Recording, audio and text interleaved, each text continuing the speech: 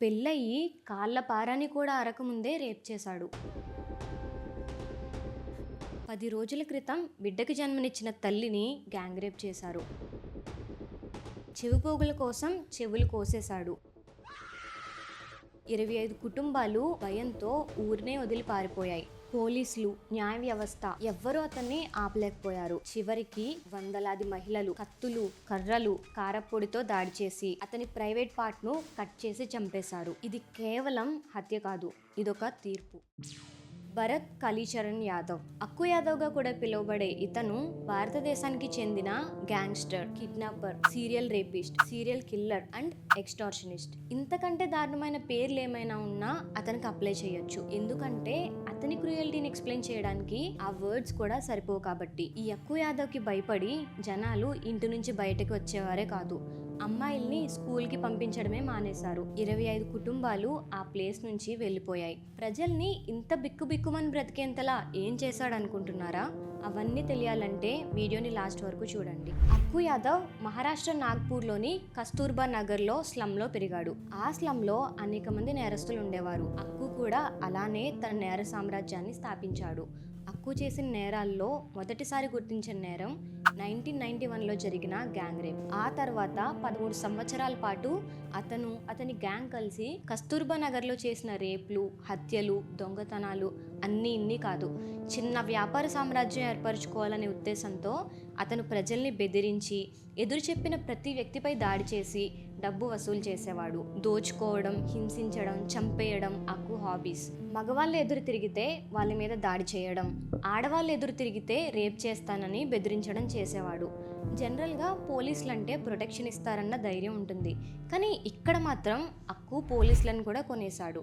వాళ్ళకి లంచాలు ఇవ్వడం, ఆల్కహాల్ కొనడం, వాళ్ళని తన చేతిలో బొమ్మల్లా ఆడుకునేవాడు.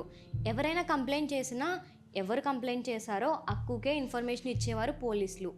అక్కు బాధితులు చాలా వరకు మహిళలే. ఎందుకంటే హత్య చేస్తే శవాల్ని దాచడం, పోలీసులకి లంచం ఇవ్వడం కష్టమయ్యేది. కానీ రేప్ చేస్తే బాధితులు మౌనంగా ఉంటారని తెలిసి హత్య కంటే రేప్స్ ఎక్కువగా చేసేవాడు. వాళ్ళకి న్యాయం దొరకడం చాలా కష్టమని అతనికి బాగా తెలుసు. వారిపై ఎక్కువగా దాడులు జరిపేవాడు. ప్రతిభా ఉర్కుడే అనే మహిళ, ఆమె భర్త దత్తు కలిసి చిన్న కిరాణా షాప్ నడిపేవాళ్ళు. అక్కు వాళ్ళని ఏళ్ల తరబడి వేధించాడు. షాప్ నుంచి సరుకులు తీసుకొని డబ్బు ఇవ్వకపోవడం, మనీ డిమాండ్ చేయడం, ఒకవేళ అడిగిన మనీ ఇవ్వకపోతే వాళ్ళపై దాడి చేసేవాడు. తను చేసే అరాచకాలు ఎలాంటివో అక్కు కూడా తెలుసు కాబట్టి ఎప్పుడు ఎవరో ఒకరు తనకి వ్యతిరేకంగా కుట్ర పన్నుతున్నారని అనుమానించేవాడు. అందుకే 4 to 5 మెంబర్స్ గ్రూప్గా ఉండకుండా చూసేవాడు. ఒకవేళ చిన్నపిల్లలు ఆడుకుంటున్నట్టు కనిపించినా సరే వాళ్ళని సెపరేట్ చేసేవాడు. ఎవరైనా పోలీసులకి కంప్లైంట్ చేస్తారని తెలిస్తే వెళ్ళి వాళ్ళకి డైరెక్ట్గా వార్నింగ్ ఇచ్చేవాడు. అక్కు లైఫ్ టైంలో మొత్తం 14 సార్లు అరెస్ట్ అయ్యాడు. 1999లో ఒకసారి the Maharashtra prevention of dangerous activities of slum lords, bootleggers, drug offenders and dangerous persons act 1981 కింద 1 year జైల్లో ఉంచారు. స్థానికుల ప్రకారం కస్తూర్బా నగర్లో దాదాపు ప్రతి ఇంట్లో ఒక రేప్ బాధితురాలు ఉండేది. అతను కనీసం 40 మందికి పైగా మహిళల్ని రేప్ చేశాడు. అందులో లీస్ట్ ఏజ్ 10 years అమ్మాయి. ఈ భయంతో అమ్మాయిల్ని స్కూల్కి పంపించడం కూడా మానేశారు. అక్కు ఉన్న టైంలో డోర్స్ క్లోజ్ చేసుకునే ఉండేవారు. అంత క్రూరుడికి డోర్స్ క్లోజ్ చేసుకోవడం ఒక మ్యాటరా? కాదు కదా. ఉదయం 4 గంటల నుండి 5 గంటల మధ్య అక్కు ఒక ఇంటి తలుపు దగ్గరికి వెళ్ళి నేను పోలీస్ అధికారిని అని చెప్పి గట్టిగా తలుపు కొట్టాడు. అది నిజమనుకుని తలుపు తీశారు ఆ ఫ్యామిలీ. అంతే, వెంటనే భర్తని కత్తితో తొడలో పొడిచి బాత్రూంలో బంధించి ఆమెను జుట్టు పట్టుకొని లాగి బయటకు తీసుకెళ్ళి 3 to 4 hours పాటు రేప్ చేసి హింసించాడట. అంతటితో అయిపోయింది అనుకుంటున్నారా?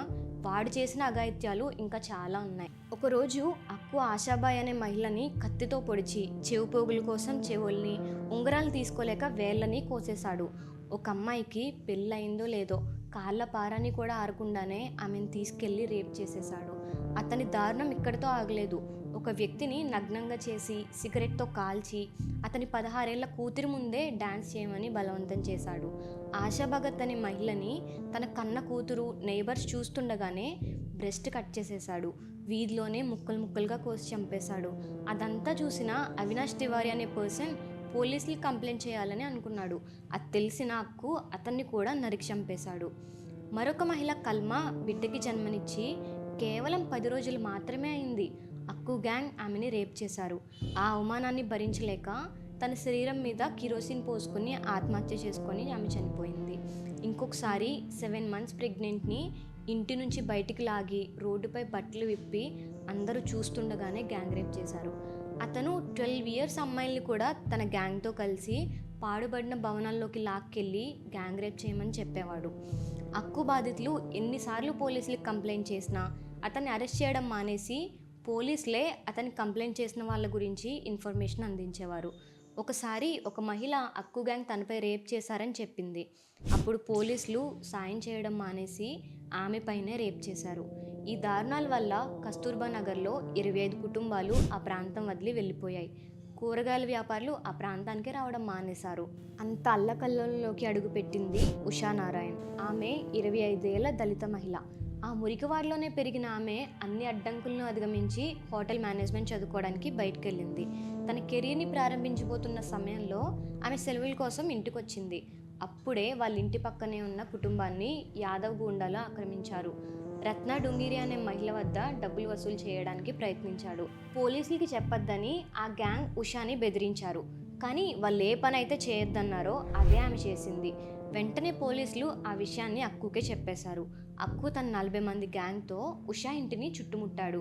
యాసిడ్ బాటిల్ని చూపించి నిన్ను రేప్ చేసి చంపే ముందు నీ ముఖాన్ని ఏం చేస్తానో చూడని బెదిరించాడు. కానీ ఆమె కొంచెం కూడా భయపడలేదు, వెనక్కి తగ్గలేదు. తలుపులు గడిపెట్టి గ్యాస్ ఆన్ చేసింది. నా ప్రాణం పోయినా పర్లేదు, కానీ మీ అరాచకాలు ఇంకా సాగవు. గ్యాంగ్ ఇంట్లోకి వస్తే అందరినీ పేల్చేస్తానని బెదిరించింది. దీంతో గూండాలు వెనక్కి తగ్గారు. వీధిలో ఈ తతంగం అంతా చూసిన ప్రజలు ఇన్ని సంవత్సరాల నుంచి ఇంతమంది ప్రజలు ఏం చేయలేకపోయినా సరే ఈ గ్యాంగ్ను కేవలం ఒకే ఒక్క మహిళ భయపెట్టడం చూసి ధైర్యం తెచ్చుకున్నారు. ఉషా ధైర్యం చూసిన ప్రజల్లో కోపం ఉప్పొంగింది. వీధుల్లో వందలాది బాధితులు కర్రలు రాళ్ళు పట్టుకొని బయటకొచ్చారు. అక్కు గ్యాంగ్పై రాళ్ళు వేసి తరిమేసి అక్కు ఇంటిని తగలబెట్టేశారు. ఆ క్షణం నుంచి అక్కుకి ప్రాణభయం మొదలైంది. పోలీసుల దగ్గరికి వెళ్ళి ప్రొటెక్షన్ ఇవ్వమని అడిగాడు. ప్రొటెక్షన్ కోసం పోలీసులు అతన్ని 2004 ఆగస్ట్ 7న అరెస్ట్ చేశారు. అదే రోజున అతన్ని కోర్టుకి తీసుకొచ్చారు. 500 మంది ప్రజలు కోర్టు బయట గుమిగూడారు. అక్కు గ్యాంగ్లో ఒకరు కత్తుల్ని దుప్పట్లు చుట్టి అతనికి అందించబోయాడు. కానీ మహిళలంతా ప్రొటెస్ట్ చేయడంతో ఆ పర్సన్ని అరెస్ట్ చేశారు. 2004 ఆగస్ట్ 8న కోర్టుకి తీసుకెళ్తున్నప్పుడు అతనిపై ఒక దాడి జరిగింది. అదృష్టం బాగుండి ఆ రోజు ప్రాణాలతో బయటపడ్డాడు. కానీ అక్కు పాపం పండే రోజు రానే వచ్చింది. కేవలం 5 రోజుల తర్వాత ఎవ్వరూ ఊహించని సంఘటన జరిగింది. 2004 ఆగస్ట్ 13న అక్కుని బెయిల్ హియరింగ్ కోసం నాగ్పూర్ డిస్ట్రిక్ట్ కోర్టుకి తీసుకొచ్చారు. అతన్ని జైలు నుంచి వదిలేయాలని పోలీసుల మధ్య సీక్రెట్ ప్లాన్ ఉంది. ఆ విషయం కస్తూర్బా నగర్ స్లమ్కి చేరింది. అక్కు మళ్ళీ బయటకు వస్తాడన్న మాట కూడా వాళ్ళని భయభ్రాంతులకు గురిచేసింది. ఆ భయం నుంచి పుట్టిన ఆవేశంతో కోర్ట్ హియరింగ్ రోజు వందలాది మంది మహిళలు చిన్న చిన్న కత్తులు, కారం పొడి, రాళ్ళు, కర్రలు ఇలా ఎవరికి దొరికిన ఆయుధాలు వాళ్ళు తీసుకొని కోర్ట్ రూమ్ నెంబర్ 7లోకి చేరారు. వాళ్ళు చాలా శాంతంగా బెంచీల మీద కూర్చొని సరైన టైం కోసం ఎదురు చూస్తున్నారు. పైకి శాంతంగా కనిపిస్తున్న ఆవేశం అంతా లోపలే అంచుకున్నారు. టైం దాదాపు మధ్యాహ్నం 2:30 నుంచి 3 గంటల మధ్య అక్కు యాదవ్ని పోలీస్ కస్టడీతో లోపలికి తీసుకొచ్చారు. ఎప్పటిలాగే అంతే అహంకారంతో, అంతే పొగరుతో అక్కడ కూర్చున్న ఒక బాధితురాలిని చూసి క్రూరమైన నవ్వుతో ఆమెను వేశ్య అని పిలిచి బయటకు వచ్చాక నిన్ను మళ్ళీ రేప్ చేస్తా అని అందరి ముందే అన్నాడు. ఇక్కడ మనం సిగ్గుపడాల్సిన విషయం ఏంటంటే ఈ మాట విని కోర్టులో ఉన్న పోలీసులే నవ్వారు. ఆ క్షణం ఆ మహిళ కోపంతో రగిలిపోయింది. తన చెప్పు తీసి అతని తల మీద బలంగా కొట్టి నీ చావు ఈరోజు నా చేతిలోనే ఉందని గట్టిగా అరిచింది. ఆ ఒక్క మాటతో వందలాది మంది మహిళల ఆవేశం ఒక్కసారిగా కట్టలు తెంచుకుంది. ఇంతకాలం మణిచిపెట్టిన బాధ, అవమానం, ఆగ్రహం ఒక్క క్షణంలో పేలిపోయాయి. ఒకరు మిరప్పొడి అక్కు కళ్ళల్లోకి విసిరారు. ఇంకొకరు అతని మీద కత్తితో దాడి చేశారు. మహిళలు ఒక్కొక్కరు ముందుకొచ్చి అతనిపై దెబ్బలు కురిపించారు. ఆ కోర్ట్ రూమ్ నెంబర్ 7 క్షణాల్లో యుద్ధ భూమిగా మారింది. అతన్ని ప్రొటెక్ట్ చేయడానికి చూసిన పోలీసుల మీద కూడా కారం పొడి చల్లారు.